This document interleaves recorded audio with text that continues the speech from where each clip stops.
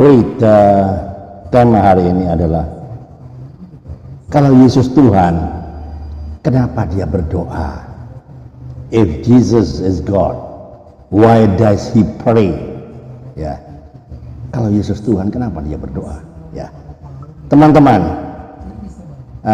sahabat pendengar ya, mungkin kita sering mendengar ya pertanyaan seperti ini. Kalau Yesus itu Tuhan, nah kenapa dia berdoa kepada Tuhan? Pertanyaan ini sebenarnya tampaknya sederhana, tapi sering muncul ya dari orang-orang yang belum sungguh-sungguh memahami siapa Yesus sebenarnya. Alright, banyak orang berpikir kalau Yesus berdoa berarti dia bukan Tuhan. Padahal justru kebalikannya. Yesus berdoa bukan karena ia bukan Tuhan, tapi karena ia adalah Tuhan yang rela menjadi manusia supaya apa? Bisa menyelamatkan manusia. Karena Alkitab mencatat di Yohanes 1 ayat 14 ya, yang pintar mencatat ya. Yohanes 1 ayat 14. Firman itu telah menjadi manusia dan diam di antara kita. Firman itu adalah Yesus itu sendiri. Ia turun dari surga, meninggalkan kemuliaannya dan mengenakan tubuh manusia seperti kita. Ia makan, ia bisa kehausan, menangis, bahkan dia berdoa bukan karena dia kehilangan keilahiannya, tapi karena ia mengambil rupa manusia sepenuhnya, seutuhnya, supaya apa? Supaya bisa merasakan penderitaan manusia dan menebus dosa kita di kayu salib. Ya, teman-teman.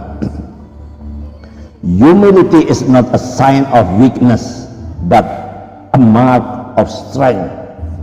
Kerendahan hati bukan tanda kelemahan, melainkan suatu bukti kekuatan. Yesus menunjukkan kekuatan sejati bukan dengan kuasa duniawi, bukan, tapi melalui kerendahan hati dan ketaatannya kepada siapa? Kepada Bapaknya. Ya, teman-teman, bayangkan seperti ini ya. Seorang raja itu turun ke kampung dan hidup sebagai rakyat kecil. Ketika ia berbicara kepada petugas istana atau pegawai istana, apakah dia berhenti menjadi raja? Tentu tidak. Ia tetap raja, tapi sedang menjalankan peran sebagai rakyat. Ya, penting mikir, ayo mikir. Supaya apa? Supaya bisa dekat dengan mereka dan memahami kehidupan mereka itu semua. Demikian juga Yesus. Ketika ia berdoa kepada Bapaknya, ia sedang menunjukkan hubungan kasih dan ketaatan ya, relasi, menunjukkan relasinya dan ketaatan antara anak dan Bapa. Ia tidak sedang bicara kepada Tuhan yang lain. Bukan. Ayo mikir. Tapi sedang berkomunikasi dalam kasih ilahi. Ya. Karena Yesus dan Bapa adalah satu. Yohanes 10 ayat 30 mencatat, aku dan Bapa adalah satu. Wow, keren. Jadi tujuan doa Yesus berdoa itu apa? Lalu mengapa Yesus berdoa? Karena ia sedang menjadi teladan bagi kita semua. Ia ingin menunjukkan bagaimana manusia seharusnya hidup bergantung kepada Allah. Waktu Yesus berdoa di taman Getsemani, ia tahu salib sudah menanti, sudah tahu. Bukan dia nggak tahu, dia tahu. Namun ia berkata, bukan kehendakku yang jadi, melainkan kehendakmu. Prayer doesn't change God, it changes us. Doa tidak mengubah Tuhan, tapi mengubah diri kita. Yesus menunjukkan bahwa doa bukan sekedar kata-kata, melainkan hubungan kasih yang membuat kita semakin serupa dengan Allah. Ya, relasi itu menunjukkan relasi kasih yang membuat kita semakin serupa dengan Allah. Itulah kerendahan hati Allah yang sejati. Tuhan sendiri menunjukkan kepada manusia apa artinya taat dan berserah kepada Bapa. Ya toh? Bukti bahwa Yesus itu tetap Tuhan, dan setelah ia mati, dia bangkit. Jangan berhenti sampai di matinya saja, jangan berhenti. Dia bangkit pada hari ketiga. Murid-murid menyembah dia. Thomas berkata kepadanya, "Ya Tuhanku dan Allahku." Yohanes 20 ayat 28 kan.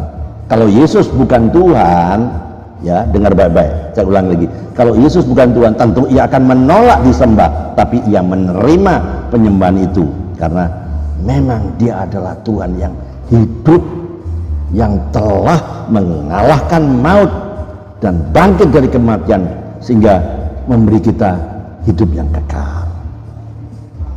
Truth remain truth even if no one believes it. Ya, saya ulang lagi. Truth remains truth even if no one believes it. Kebenaran tetaplah kebenaran sekalipun tidak ada yang mempercayainya. Itu Yesus adalah kebenaran itu sendiri, dan meskipun banyak yang menolak, ya banyak yang menolak, banyak, tapi ia tetap Tuhan yang layak disembah.